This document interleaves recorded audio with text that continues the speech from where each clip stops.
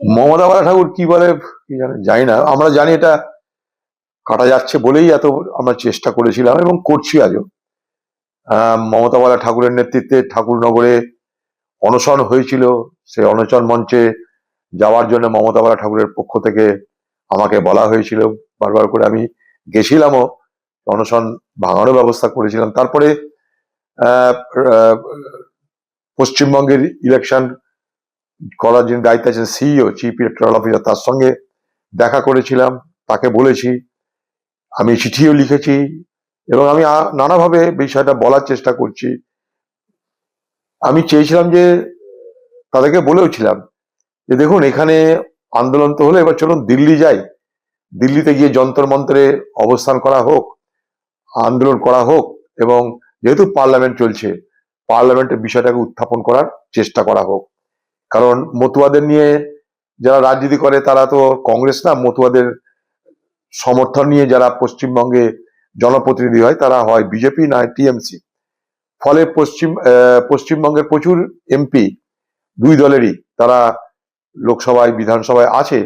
তাদের পক্ষ থেকে মতুয়াদের নিয়ে সোচ্চার দাবি উঠুক, আন্দোলন হোক, এবং দিল্লিতে অবস্থান করে যন্তর মন্ত্রে আমি চেয়েছিলাম যে তারা সবাই অংশগ্রহণ করে এই বিষয়টাকে আরো বেশি হাইলাইট করা হোক, আরো বেশি সরকারের নজরে আনা হোক।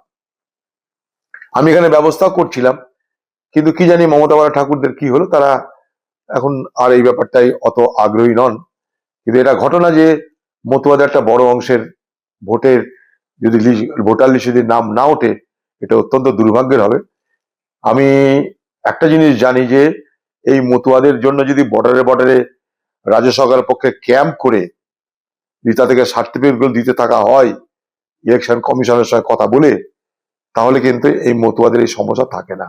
কারণ আপনারা জানেন যে ইলেকশন কমিশনের যে এসআইআর হচ্ছে, তাতে লিগাল অ্যাডভাইস করার দায়িত্ব আছে, সেই দায়িত্বগুলোকে রাজ্যকে নিতে হয়।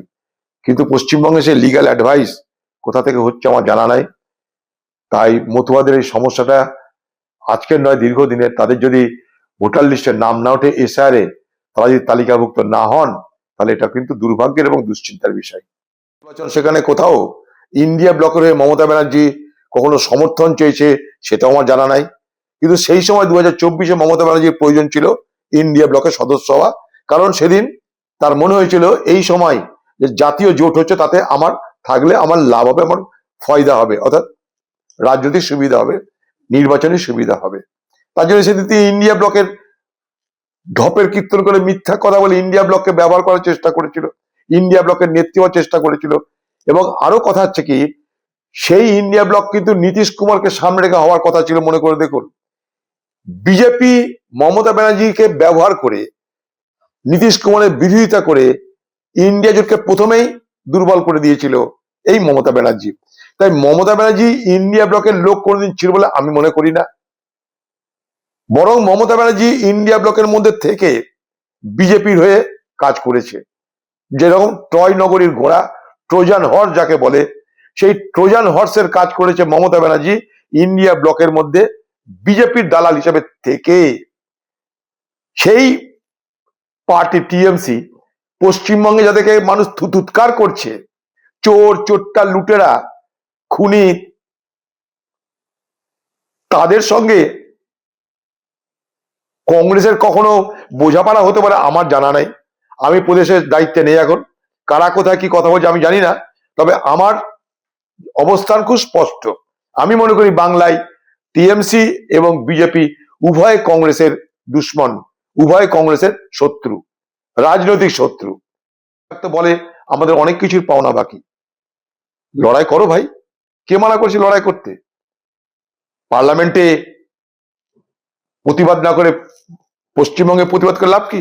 এখানে একবার বলতে পারলে না তোমরা যে ওয়াকফ আইন মেনে, ওয়াকফ আইনের জন্য আজকে যে সমস্ত সম্পত্তি অনিশ্চিত হয়ে পড়ছে মুসলমান সমাজের, সেই ওয়াকফের যে সময়সীমা, সেই সময়সীমা ততটা বাড়ানো হোক যতদিন না পর্যন্ত প্রত্যেকটা একটা করে প্রত্যেকটা ওয়াকফ সম্পত্তি বাংলায় ডিজিটালি রেজিস্টার্ড হবে, অর্থাৎ নথিভুক্ত হবে। ওয়াকফ নিয়ে তো কথা বার হচ্ছে না পশ্চিমবঙ্গের মুখ্যমন্ত্রী তার দলের লোকদের। পশ্চিমবঙ্গে মাত্র 1% ওয়াকফ সম্পত্তি রেজিস্টার্ড হয়েছে, নথিভুক্ত হয়েছে। বাকিগুলো যদি সময় মতো নথিভুক্ত না হয় তাহলে জরিমানা দিতে হবে। মুসলমান সমাজের তাদের নিজস্ব ধর্মীয় সম্পত্তির উপরে অধিকার থাকবে না। তার জন্য পার্লামেন্টে তৃণমূলের কোনো এমপির একটা বাতলা শুনলাম না, একটা কথা শুনলাম না, একটা কথা শুনিনি আমরা। বরং দিদি পশ্চিমবঙ্গে বলছে ওয়াকফ আইন নিয়ে কোনো আন্দোলন আমি এখানে বরদাস্ত করব না।